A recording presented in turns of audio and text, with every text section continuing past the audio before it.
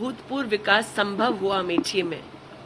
4 लाख गरीब परिवारों के शौचालय बने, 3,50,000 परिवारों को नल से जल मिला, 1.5 लाख परिवारों को जीवन में पहली बार विद्युत का कनेक्शन मिला, 1,14,000 घर बने, गरीबों के आवास बने।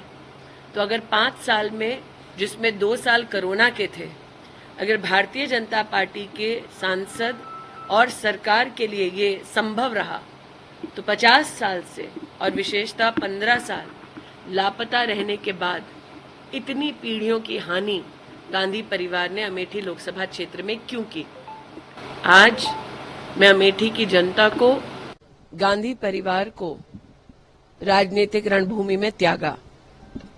आज गांधी परिवार का अमेठी लोकसभा क्षेत्र से ना लड़ना इस बात का संकेत है कि प्रधानमंत्री मोदी जी के दिशा निर्देश में, उनके नेतृत्व में अमेठी में जो बहुमुखी विकास हुआ है, उस विकास के चलते आज अमेठी की जनता ये पूछ रही है कि अगर 5 साल भारतीय जनता पार्टी के सांसद द्वारा अभूतपूर्व विकास संभव हुआ अमेठी में, 4 लाख गरीब परिवारों के शौचालय बने, 3,50,000 परिवारों को नल से जल मिला, 1.5 लाख परिवारों को जीवन में पहली बार विद्युत का कनेक्शन मिला, 1,14,000 घर बने, गरीबों के आवास बने। तो अगर 5 साल में, जिसमें 2 साल कोरोना के थे, अगर भारतीय जनता पार्टी के सांसद और सरकार के लिए ये संभव रहा, तो 50 साल से और विशेषतः 15 साल लापता रहने के बाद इतनी पीढ़ियों की हानि गांधी परिवार ने अमेठी लोकसभा क्षेत्र में क्यों की? आज मैं अमेठी की जनता को नव संकल्प विकास का इसके साथ आश्वस्त करना चाहती हूं कि प्रधानमंत्री मोदी की सरकार पुनः बनने वाली है। प्रदेश में भारतीय जनता पार्टी की सरकार है। दोनों सरकारों के मध्य में समन्वय कर हम विकास को केंद्र बिंदु बनाकर यहां काम करते रहेंगे। अमेठी के भारतीय जनता पार्टी के सभी कार्यकर्ताओं का पुरुषार्थ और परिश्रम, मेरे नेतृत्व का आशीर्वाद, उनका मार्गदर्शन आज अमेठी में चुनाव में वोट पड़ने से पहले ही एक इतिहास रच चुका है। और 20 मई को जब हमारे नागरिक पोलिंग बूथ पर जाएंगे, नरेंद्र मोदी जी को पुनः अपना आशीर्वाद देंगे, तब अमेठी लोकसभा क्षेत्र में एक नया इतिहास रचा जाएगा। अमेठी की जनता के प्रति मैं जितना आभार वंदन करूं उतना कम है।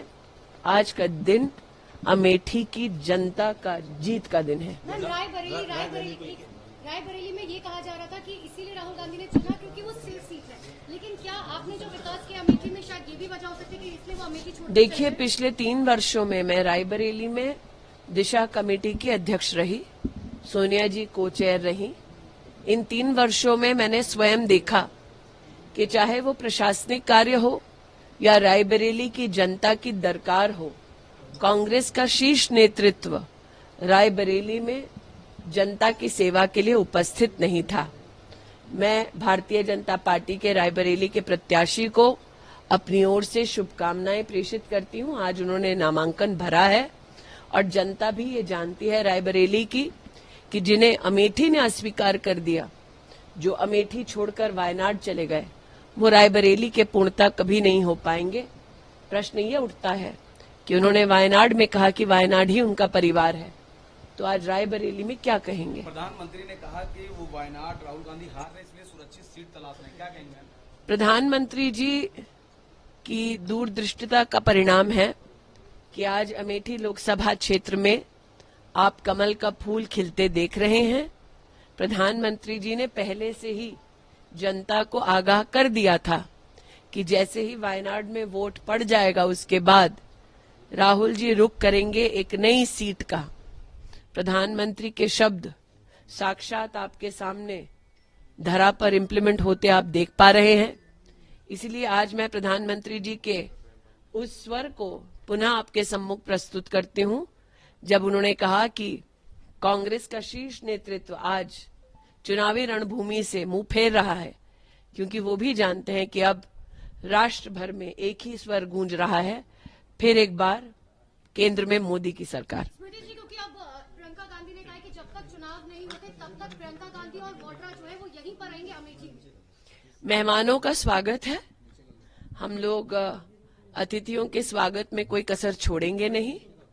इतना ही कह दूं कि अमेठी से गांधी परिवार का ना लड़ना इस बात का संकेत है कि कांग्रेस पार्टी चुनाव में एक वोट पड़ने से पहले ही अमेठी से अपना हार स्वीकार कर चुकी है, क्योंकि अगर उन्हें लगता कि यहां जीत की कोई भी गुंजाइश है तो वो यहां से लड़ते, अपने प्रॉक्सी को ना लड़ाते। हमसे जुड़े रहने के लिए हमारे YouTube चैनल को सब्सक्राइब करें और नई वीडियो की नोटिफिकेशन के लिए बेल आइकॉन को दबाएं। अगर आप ये वीडियो Facebook पर देख रहे हैं तो लाइक जरूर करें और ज्यादा से ज्यादा शेयर करें। धन्यवाद।